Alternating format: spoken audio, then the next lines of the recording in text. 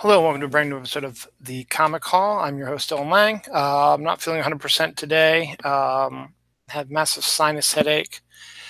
Took some aspirin, sinus aspirin type of thing. Took some rest, and I feel okay. But whenever I do this, it's just everything just gets compounded in my face and it hurts. So bear with me as I talk about this. But the comic biz and the podcasting biz never stops. This is the first of two shows that we're doing this weekend. I have no idea what I'm going to do. Excuse me, Dylan knows this weekend, my other show, my longer one. Because Saturday night is the return of the sci-fi Halloween movies. So we're going to be live tweeting that. And then Sunday afternoon, I'll be visiting relatives and family. So maybe sometime Sunday afternoon, we'll see. But for now, we're not here to talk about that. We're here to talk about comic books. Actually, a couple things, too. It is the first week of October. So it's about time. My comic store had this flyer to talk about Halloween Comic Fest 2018. It's like Free Comic Book Day, but in the fall. Not as many comics as in Free Comic Book Day, but in this case, there's a good amount of them. There's 4, 7, 10, there's like 12 books, and this is just some of them. I think I saw other ones on there as well.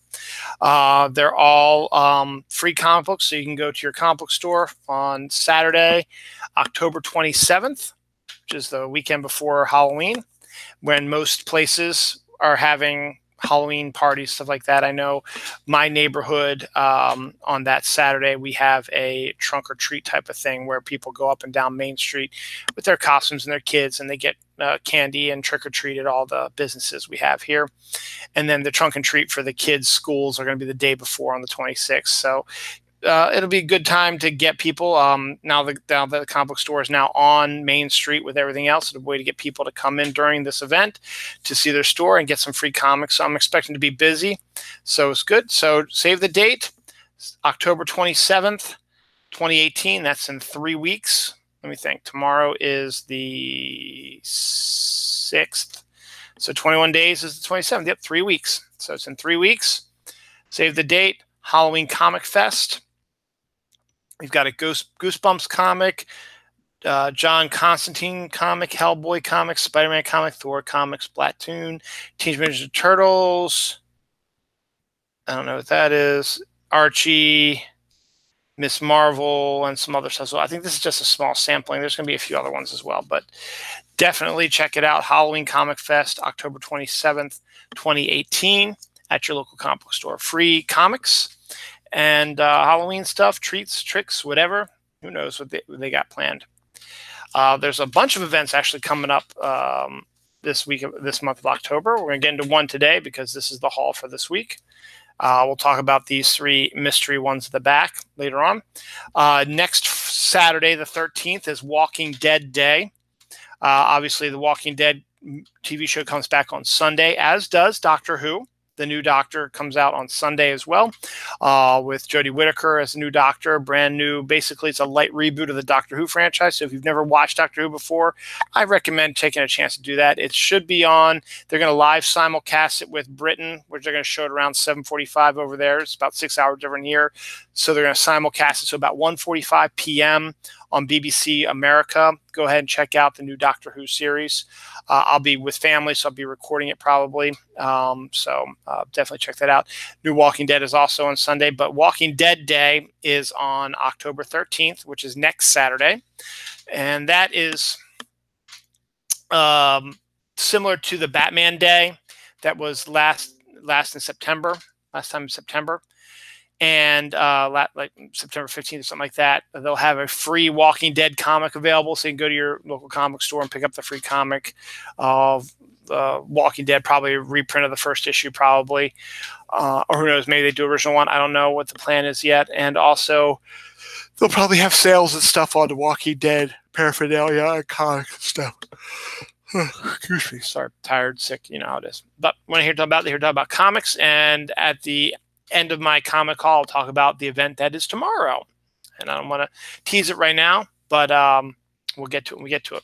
But first, we'll start with DC. And apparently, October is foil cover month because I got a couple of foil cover books here. We have Batman number 56. Foil cover doesn't look any different, but it's a little more shiny, and you'll see it when you buy it in a local comic book store. It's a little bit more shiny. See. written by Tom King with art by Tony Daniel. This one continues the story of Batman taking on KG Beast after he shot Nightwing in the head. So Nightwing's recovery is going to take place in his comics. He doesn't remember who he is and forgets all stuff. So Batman has been a consistently good book, and this is just the newest issue out, so excited for that. Since it is also the only other foil cover I have this week, we have Green Lantern number 56. I love Dan Jurgens, but I have not liked his run on the Green Lanterns here. He's going back to focusing on Hal Jordan, which I'm not a big fan of. Written by Dan Jurgens, art by Mike Parkins. So I'd rather it stick with Simon and Jessica, but we're not going to do that for whatever reason. So I don't know. Plus, in this issue of Green Lanterns, because it is Green Lanterns, you get a sneak preview of the new Green Lantern. It's going to be written by Grant Morrison and art by Liam Sharp. Grant Morrison's name is enough for me to probably pick it up. Actually, there it is. DC Publisher and Chief Creative Officer Jim Lee picks 5 visually striking covers from October's Stunt Month event. All right, so yeah, there's 1, 2, 3, 4. I mean, there's a whole bunch of foil. So you'll be getting the foils this whole month. So on the regular books. So there's that. Also, since it's Halloween, why not Justice League Dark and Wonder Woman starting a weekly crossover for the month of October called Witching Hour.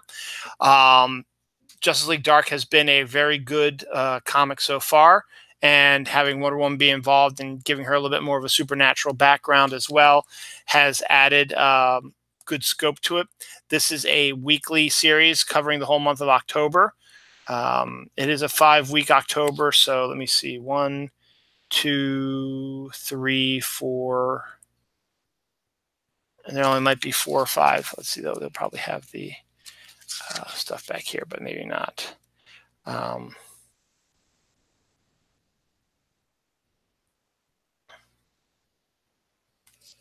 So it's a weekly series. This is the one shot, The Witching Hour number 1. No, there's going to be another one. That's right. Written by James Tinian IV with art by Jesus Marino. Continuing a storyline that was brought into light in Justice League Dark. They are doing this story to connect Wonder Woman to the supernatural world. And this is also continuing out of the most recent issue of Justice League Dark.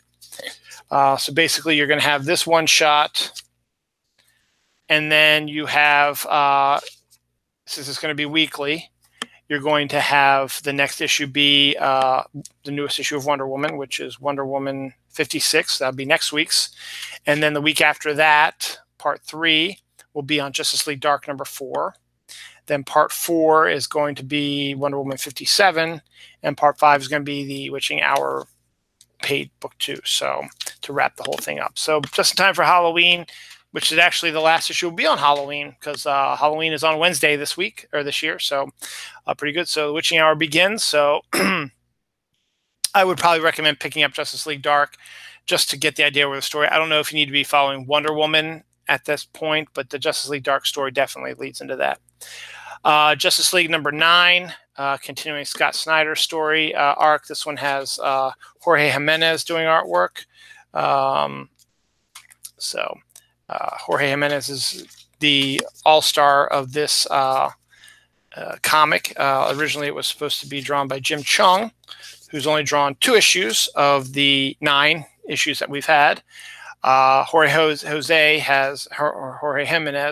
has drawn probably 5 of the 9, and the other 2 were done by, I think, a fill-in artist. But it's good stuff, and continuing the storyline. Ever since Metal happened, they are really ramping up the stuff in the DC universe, Justice League Dark and Justice League, and then in the new Justice League Odyssey, which I showed a couple weeks ago. So you're starting to see a whole lot of crazy stuff going on there. Adventures of Super Sons #3. Super Sons was a great story, a great comic, and now they're concluding their story in a 12-issue mini-series written by Peter Tomasi with art by Carlo Barberi and inks by Art Thibault. Super Sons was surprisingly good. I loved it, and then they canceled it, and now they're doing a new 12-part mini-series with kid versions of classic villains. So it's interesting to check out. So, after the Deathstroke Batman story, they're doing Deathstroke Arkham. Christopher Priest, Ed Benes. Who else doing here? Artwork. Christopher Priest art, Ed Benes and Fernando Passarin on pencils. Richard Friend, Jason Paz, and Wade Van Grawbadger doing inks.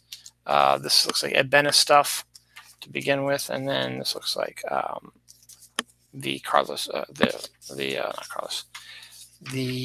Fernando Passarin, and it's written by Christopher Priest. So that's why I'm continuing getting it, because it is Deathstroke, it is Christopher Priest, and it's an interesting continuing storyline. Next up, we have, this is kind of a crossover between IDW and DC, and it's the last DC book, but it's Batman the Mask, Arkham Dreams. The Mask was a creation of Sam Keith's back in the Image days of the 90s, became hugely popular, had a cartoon on MTV. The story and art was by Sam Keith, with John Layman doing a story assist. But it is the gorgeous Sam Keith artwork you're used to. Sam Keith has drawn Batman before, has done runs on that and on the Hulk as well. And then the Max became his creator-owned series. And as I said, turned into a comic book, a cartoon on MTV that was fairly well received and hasn't really been seen in a while. So now we finally have a Sam Keith crossover of the Max and Batman. So pretty cool, and you get the whole typical type of Sam Keith stuff you expect. So good on that. So last week we saw Spider-Man stuff. Week before that we had a lot of Marvel stuff. This week not so much. Marvel is doing, for their surprise stuff in October, they're bringing What If back. So we have a What If Spider-Man and a What If X-Men. Now, I really don't know what the what ifs are. I think this one is What If Flash Thompson was Spider-Man. It was written by Jerry Conway. Where's the story? Jerry Conway writer, Diego Orlotugi is the artist. Is What If Flash Thompson became Spider-Man? We get that storyline. That one hasn't been done yet, so it's always fun to see alternate realities, and the what if has always been interesting stuff. So that's that one. Some here.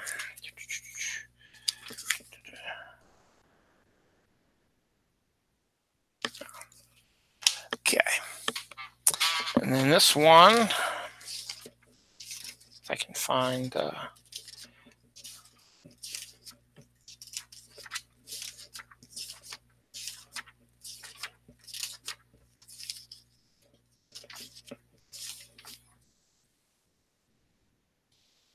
Since I can't really get, don't know who the creators are. I get, okay, Brian Edward Hill, Neil Edwards, and Giannis Milogiannis. It's hard to tell, and I can't tell what the what if is. Let's see.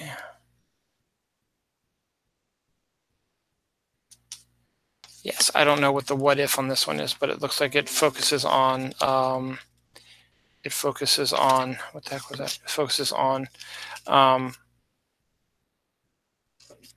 Cable and Domino, like they're like in a Tron sort of scenario. So turn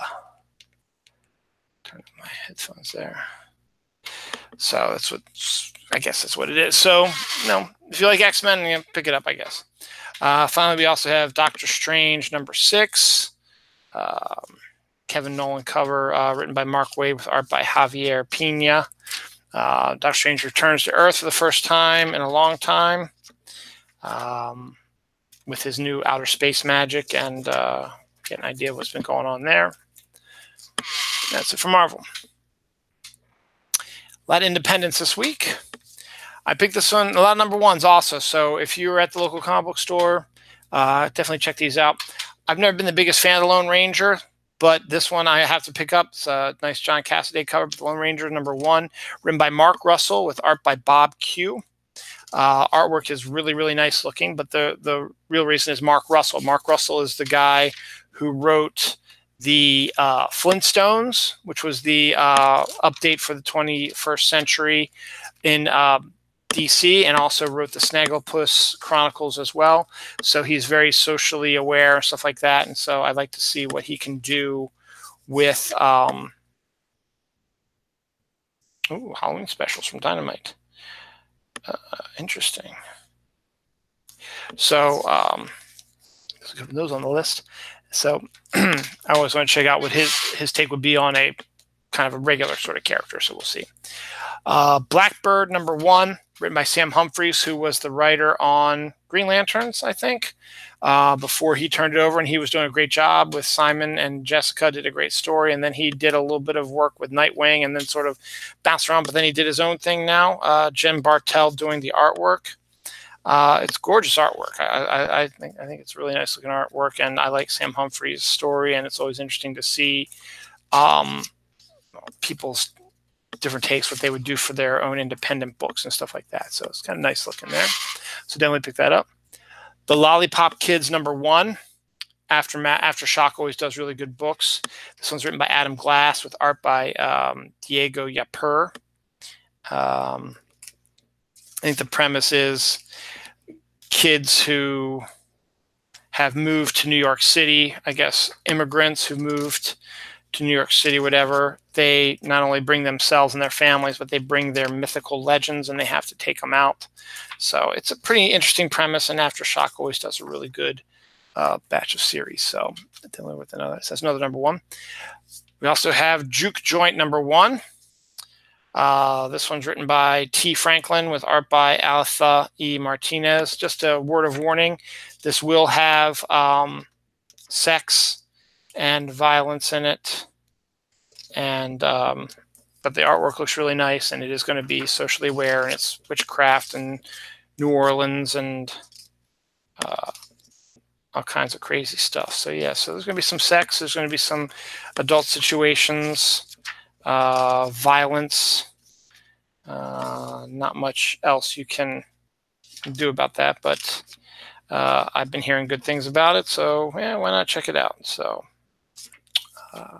it's an issue #1, so why not? From Netflix and Image, we have The Magic Order #4, Mark Millar and Oliver Coipel. Coipel. This has been a pretty interesting book about magicians and stuff like that, but it's mostly known because this was Netflix's first foray into comics. They have another one coming up soon with Mark Millar. That's coming out in a few months, I think. I can't remember what it's called. It might be right after this one comes out. And so there's that. They're also working on the projects with Mark Millar, TV shows, movies featuring his characters. So we'll be seeing a whole bunch of Mark Millar on Netflix soon. And finally, the last comic from Independence is for my lovely wife for our anniversary, which was on Thursday.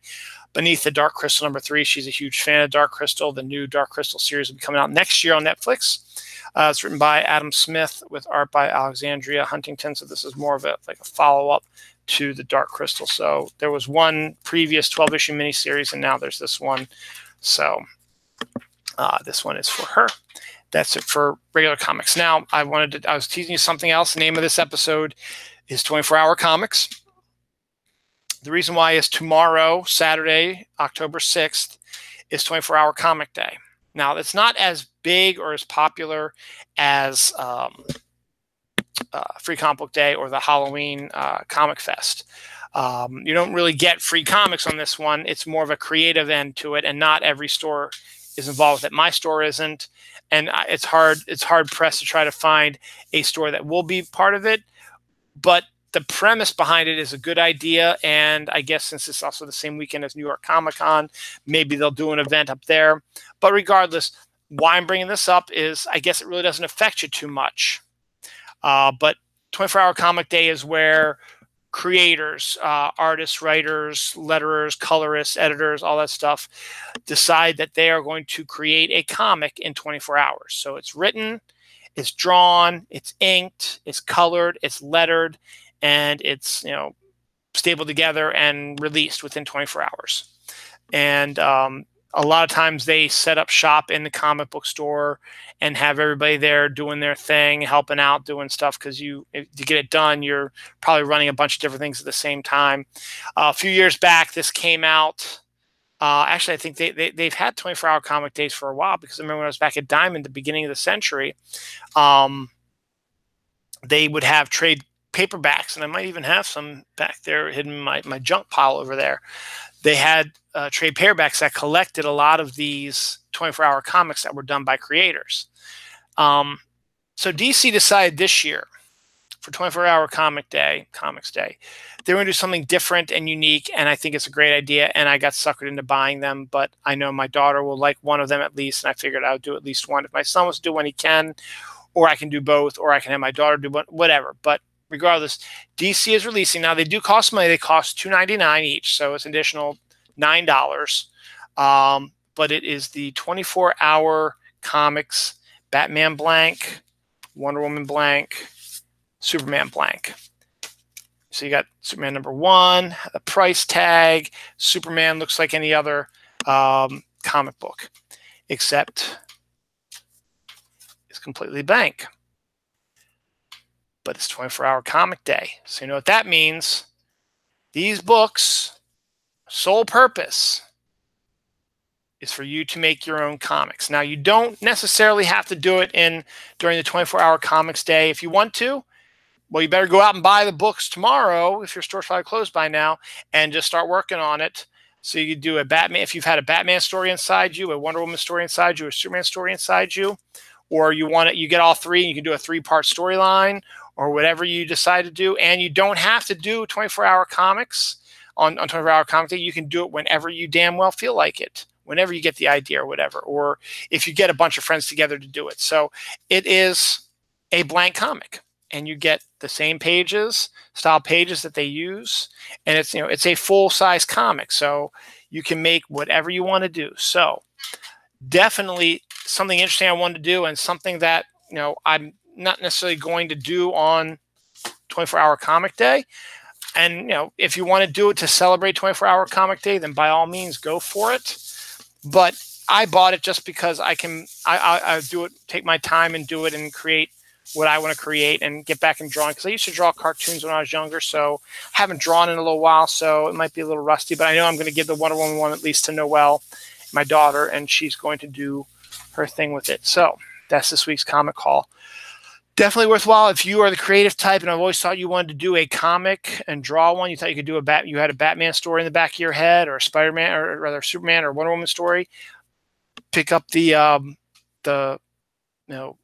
blank comics and do whatever you want. Hell, you know what? If you have a sick predilection and want to do like a porn version of Superman, Batman, and Wonder Woman, by all means, knock yourself out. You got to buy them.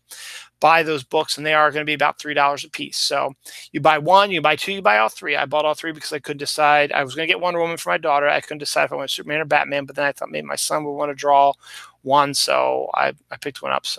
I picked all three up. So pretty good week. We'll see what happens next week. As I said, Walking Dead week is next week. I'm trying to remember if anything big is coming up next week. And I really honestly don't remember what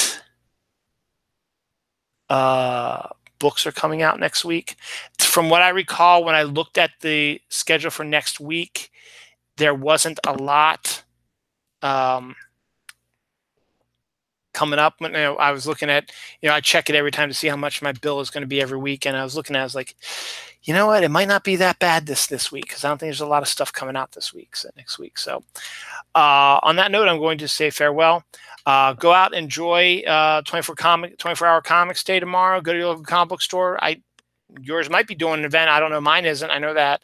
But if you want to get involved with it, and you've always had a storyline, or you knew a friend who's a good artist in your store, and you want to do a comic, and you want to do a Superman, a Batman, or Wonder Woman comic, go get those 24-hour comic blank variants and just make your own comic. Do art. Do it. It's 24-hour comic day. Do whatever you want. Hell, you don't even need to have those books. If you want to make your own comic, just make your own comic. Just have fun doing it. And while you're there, go buy some other stuff and read some other stuff. There's a lot of #1s out this week. The beginning of the month, you're usually going to get a lot of new ones. Plus, you're going to get some Halloween stuff rolling through this month. So check it out. All right. I will see you next week. Don't forget, Doctor Who and Walking Dead new season started on Sunday. And yeah, that should be about it. And watch out for my Dylan Knows show. I don't know when that's going to happen. I will cover a little bit more on 24-hour comic day, but there's some other stuff that's been going on in the comic world that I will be discussing more in depth there, and including Bendis's new imprint and some other stuff as well. So take care, have fun, go buy comics, go draw comics this week. It is 24-hour comics day, Saturday, October 6th. Go get those variants, draw some comics, or just draw. Have fun. Write if you can't draw. Write. Get some friends who can draw, letter, color, ink. Make your own comic. Enjoy. 24-hour comic day. Saturday, October 6th.